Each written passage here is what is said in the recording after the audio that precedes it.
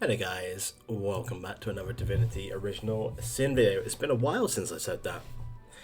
It's been a long time since I've played. I've loaded up Steam and my last played in the 2 weeks are 0 hours. Which is pretty funny because it used to be a lot higher. Consistently a lot higher. But yeah, here I am. I want to continue with the advanced guides that do take a lot of time to sort of set up, like especially when I want to get over gear, etc. I've got to get to that point in the game as well. So it is what it is. But yeah, I still want to get these done. So we're going to be covering the advanced guide to the summoner inside of the Hydra Aero party in this video. There might be overlapping information, but it is what it is. So as always with these videos, I'm always going to talk about race first, which is the best race to pick as a summoner. And it depends on how you want to look at things. If you're considering other party members, I would always suggest that the damaging rolls are more important to have the best damaging ratios, which for me puts the summoner at the bottom of the priority when it comes to like selecting which player plays which. So typically, if you're not considering other party members and you are just picking, it's gonna be the same familiar faces. It'd be the likes of Thane or the two elves. They make the best of any character, any race, any build, simply because of the power of their innate abilities. You have Time Warp, and then you have Flesh Sacrifice being the elves. It's always great to have the extra additional AP, and for Thane it's always great to have Time Warp.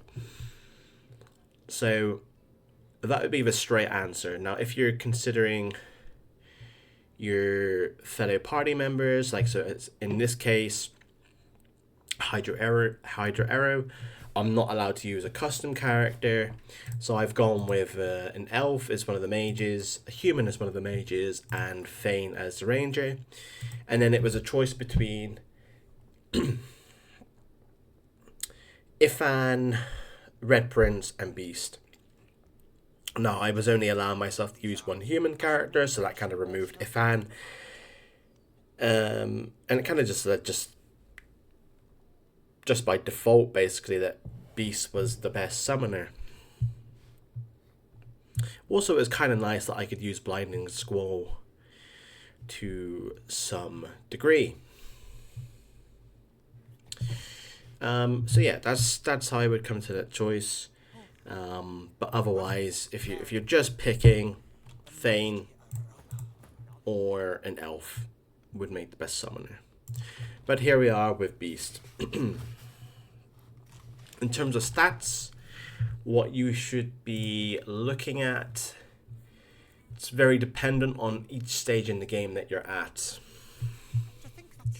Strength, finesse, and intelligence is something that you're only going to be putting points into to meet requirements for gear, so it's very random, depends on what you come across. Constitution, you're just going to need to meet the requirement for shields, because typically as a summoner you are going to be wearing a shield. Memory, to accommodate the large amount of spells that you're going to be using throughout the game. But the way I look at it is this. You're playing the initiator. Your job is to go first and support your team. So your priority is to have the initiative to go first in every combat. Every combat that isn't scripted. So that's your job. Once you cap there, you can kind of do whatever you want with your points. It's not majorly massive, but then there's also times where you will need to put every ounce of resource to make sure that you do go first.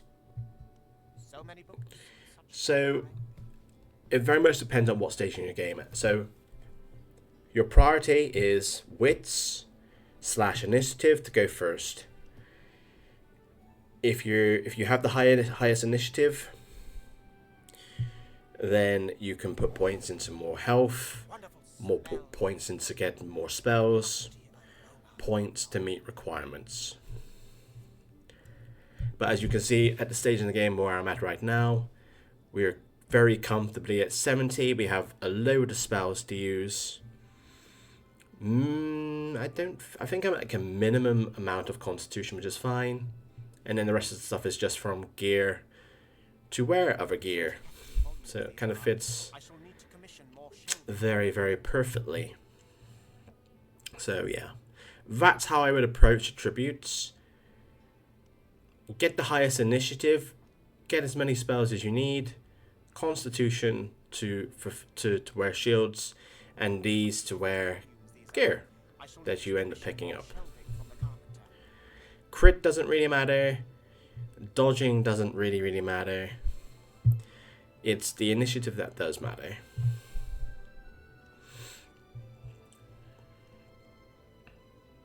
In terms of gear, your priority really should be summoning.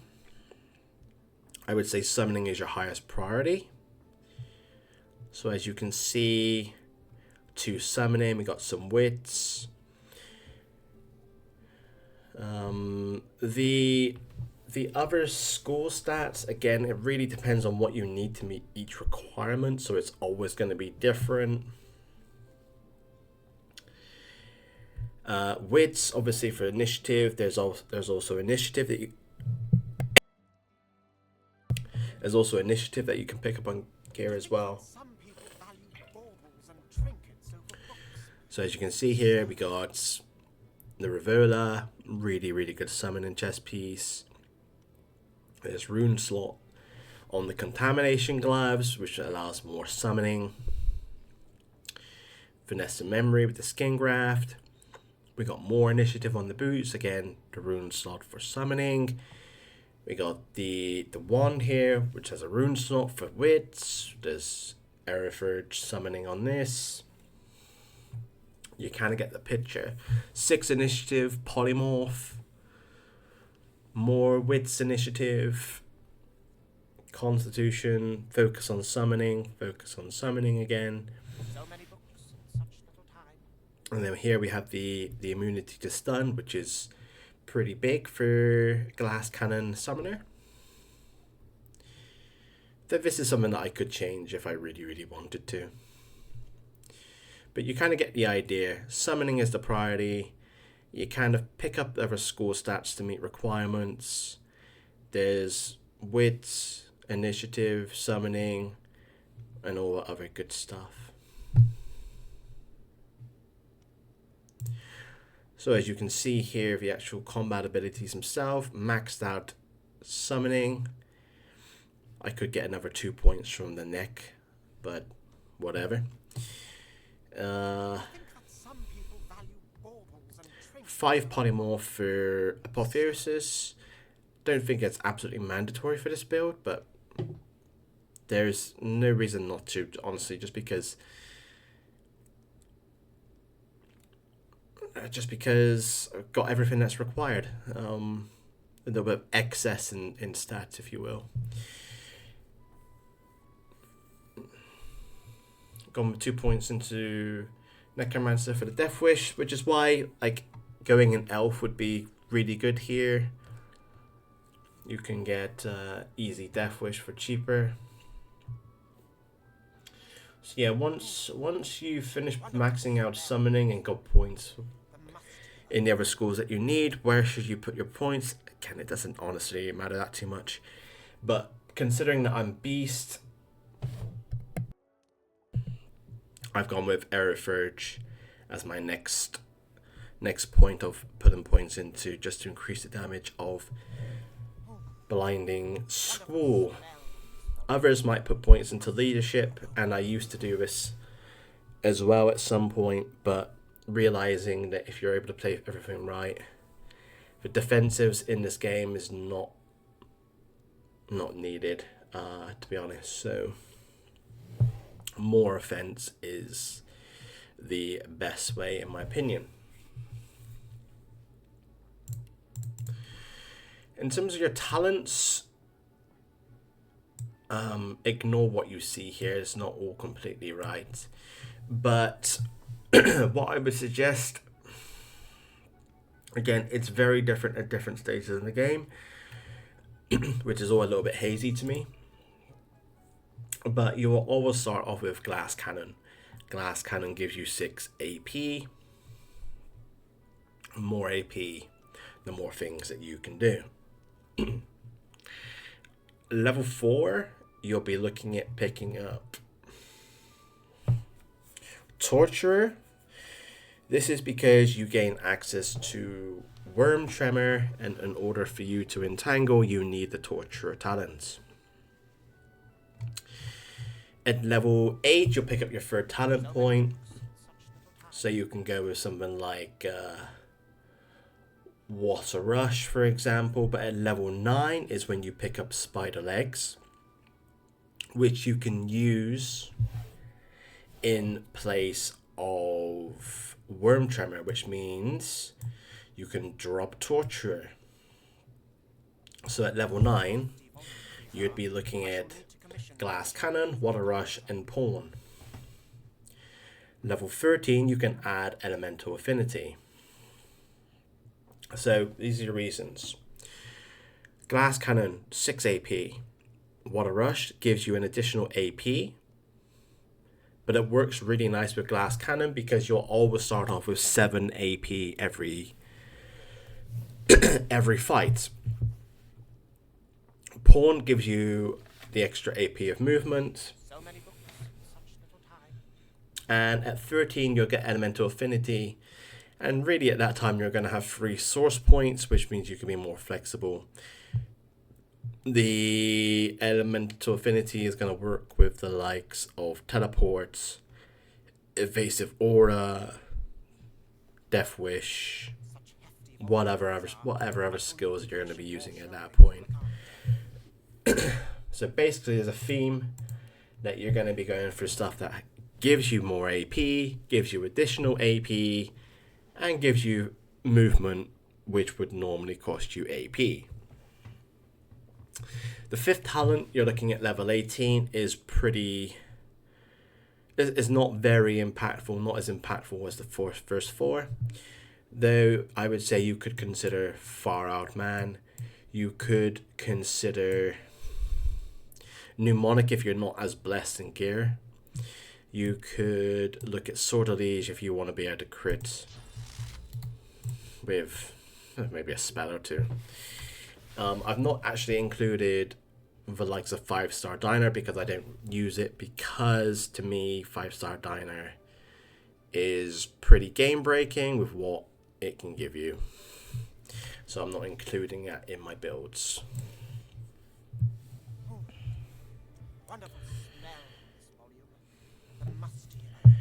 Your skills.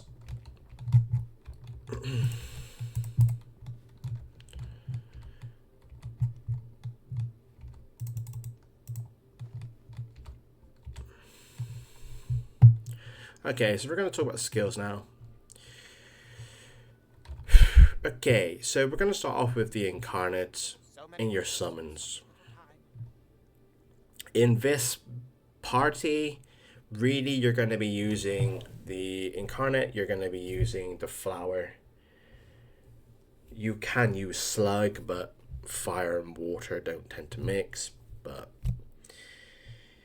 it's an option. And I'm going to cover more of that in more of the fire summoner. But yeah, really we're going to be using the Incarnate or the Flower. Now in base form, the Flower is more powerful than the Incarnate, so they do have their both unique uses. 99% of the time you're going to be starting off the fight with the Incarnate, you're going to buff him up. That is the most powerful way that you start fights. You, in this case, because it's a magic party, you're going to be using the incarnate in, electric. You're going to use oil one of those two typically is what you're going to be using, just simply because the Geo infusion is the most powerful basic summon that you can get, because it starts off with plus 10 Geo, the others start off with plus 5. But this does change once you get pet power. Pet power would then change the basic oil infusion to plus 5. So just be mindful of that when you do make the switch.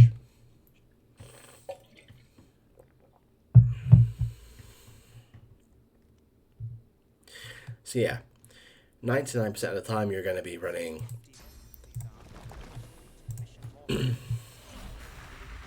the incarnates, and most of the time, like once you get to level 9 plus and you get your second source point, you're always going to be freely using this, the cursed electric infusion, or you're going to be using the cursed oil infusion. Most of the time it will be electric infusion, because you're going to be using the likes of hydro and electric spells, which is going to increase the damage of your electric infusion. Times you're going to be using the cursed oil infusion is when there's high resistances to air, which isn't that often throughout the game. These are the best two with this kind of party, because they both provide AoE, and the electric meshes with the lowered resistances, and cursed oil comes with Dust Blast, which is a pretty great source move. Fire conflicts with the water, so I don't really like it here, and the cursed oil infusion is just better than the acid one.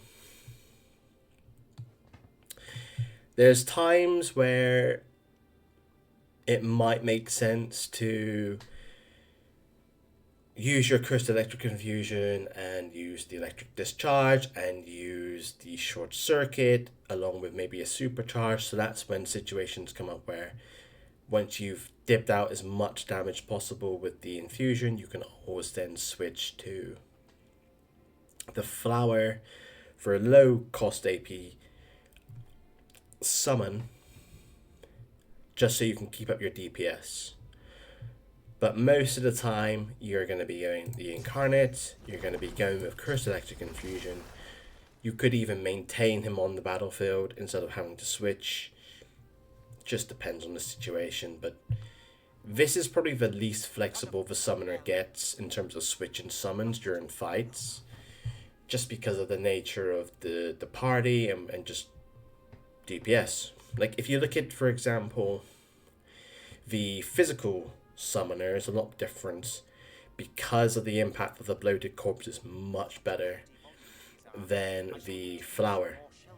And also it does challenge the incarnate as well for damage, whereas the flower doesn't really tend to do that, versus a fully fledged incarnate with cursed electric infusion, it just doesn't touch it.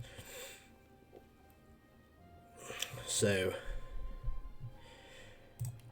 yeah, it's a lot simpler, put it that way.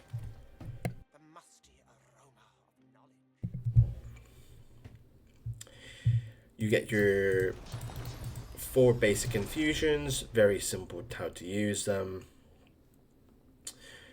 Use the ranged attack instead of your melee hits, because it will always slightly do more. Each one adds 25% damage, so they're quite nice to add, and if you're doing it pre-combat, you're definitely going to be doing this.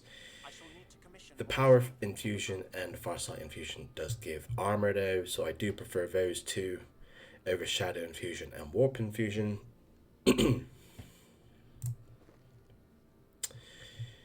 I've already touched on these infusions here. The totem, I never really understood the great power of them before, until,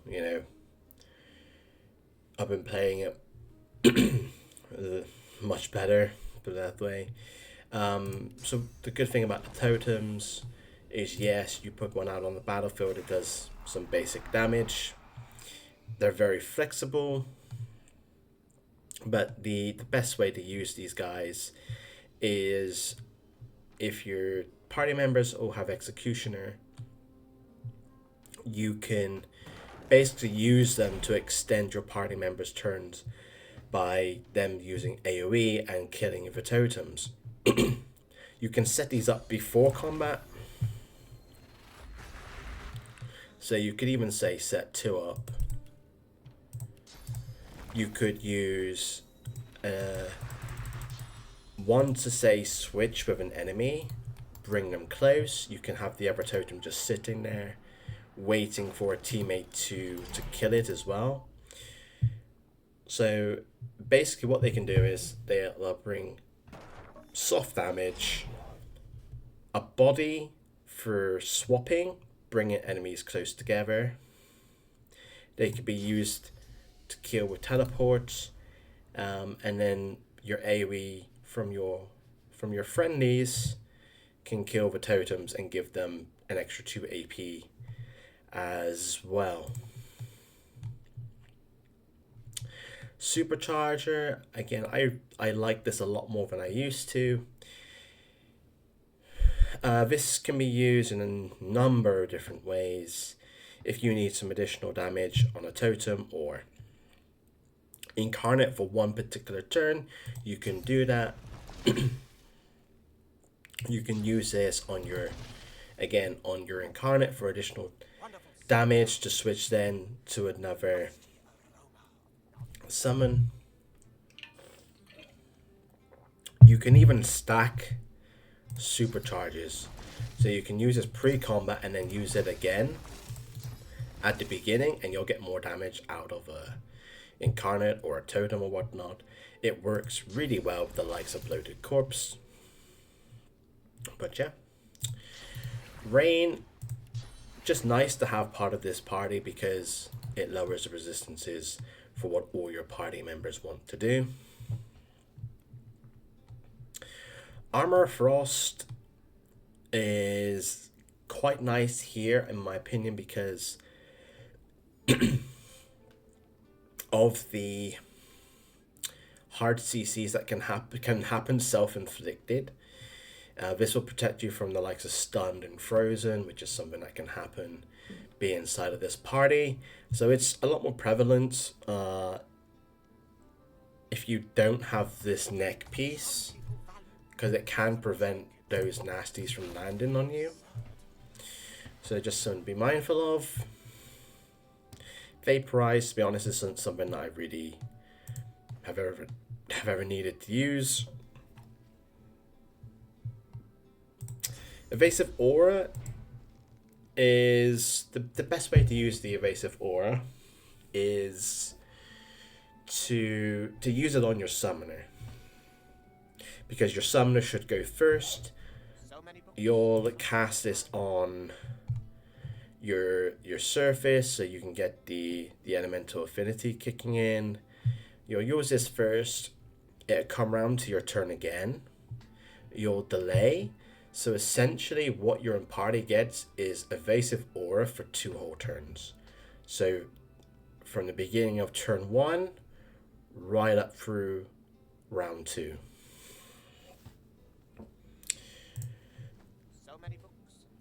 The likes of Never Swap and teleportation is one of your main jobs, is to gather all the enemies up close and together. And you can do this in combination with Skin Graft as well. So you really shouldn't have an issue in being able to achieve that with these spells available to you. Blinding Squall, it's nice, not necessarily needed, but it's a nice addition. It's a nice addition to use maybe on your second turn. AoE blind, it's not going to do a lot of damage really, to be honest. But at this stage in the game it will do increased damage, because what you can do is you can get on high ground, you can start maybe put a few points into Aero. You have Death Wish because of the shield. You'll be low HP anyway because of Water Rush. So you will be able to do some decent damage from this Force Summoner with no intelligence. But maybe everything's taking priority. Who knows? Spider Legs / Worm Tremor work very identically. I personally like Spider Legs inside of this party the most because there's no fire involved, so we can always get the crowd control working without being concerned about that happening. The reason why I also like this also is because it's 2 AP instead of 3. And normally everything for me is dead inside of one turn anyway, so the additional turns of crowd control don't end up really mattering too much.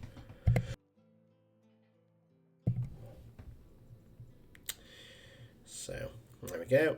Skin Graft, don't really need to say much about this, it just resets all of your spells, so you can get to use the likes of Adrenaline or Flesh Sacrifice if you're an elf. You can reset to get the teleports if you need to. Additional totems again if you need to. Basically, it's just a enabler for those additional AP moves. It's how it's mostly used anyway.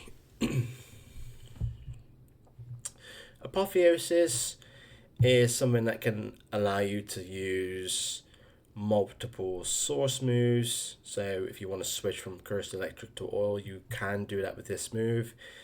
It allows you to use the likes of Blinding Squall and Evasive Aura without needing to worry about using Source Vampirism. Same with the Skin Graft. So it is quite nice to allow yourself that additional flexibility.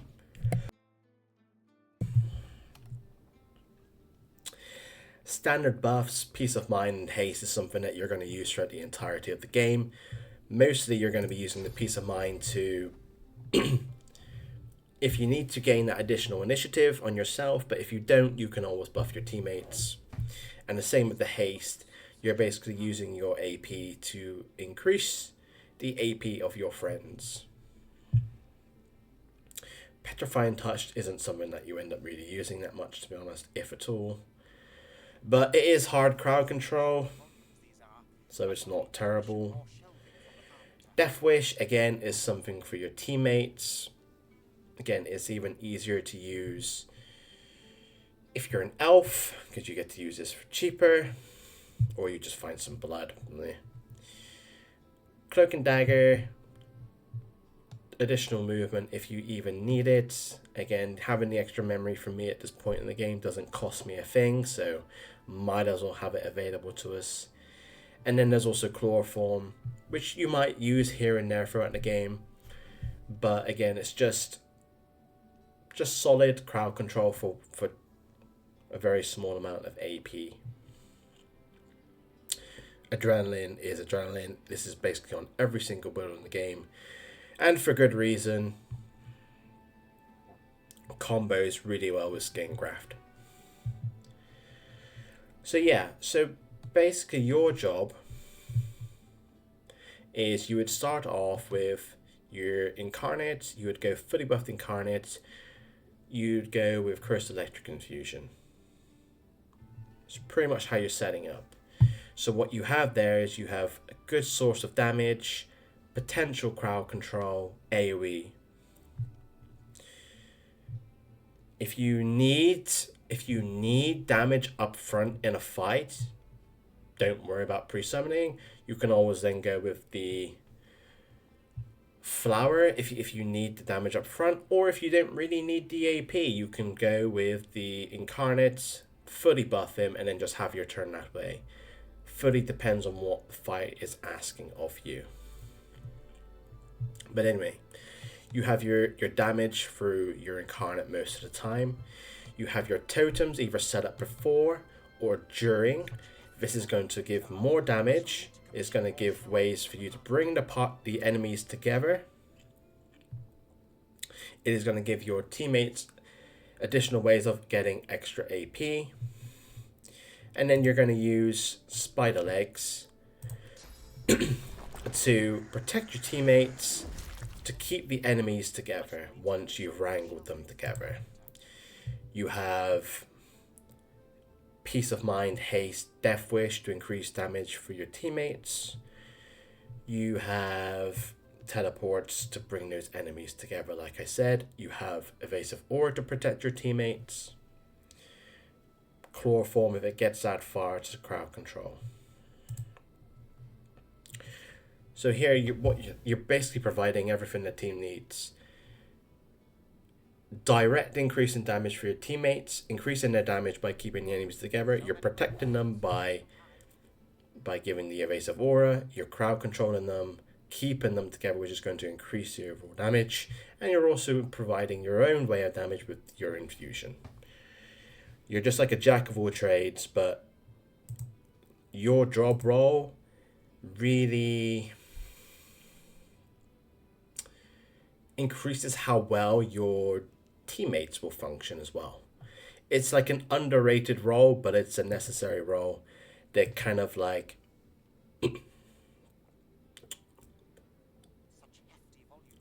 makes the party tick, is probably the best way that I would describe it.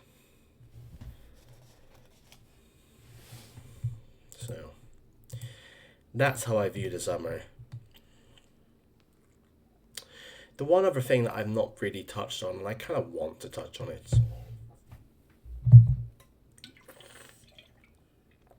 is that I see this talk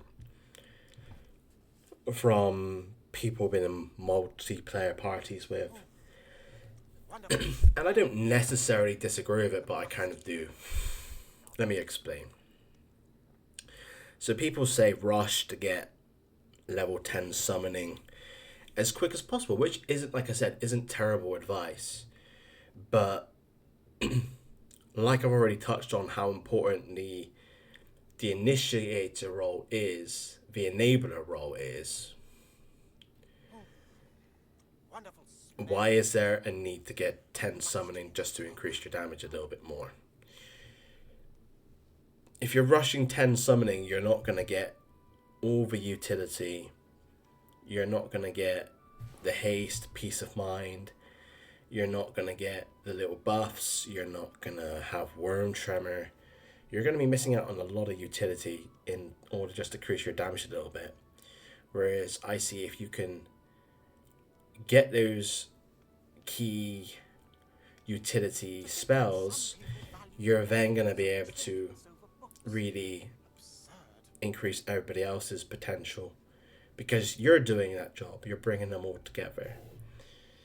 And to be fair, with the other 3 party members, they should be doing more than adequate damage to make up for what you're bringing.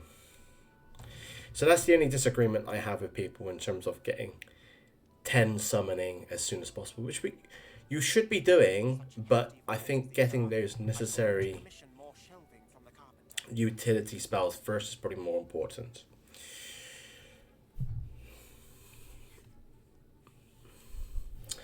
So that's my advanced summoner guide towards a higher Aero party. I hope you guys enjoyed the video,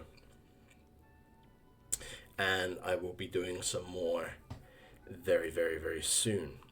So until then, guys, see you in the next one. Thanks for watching.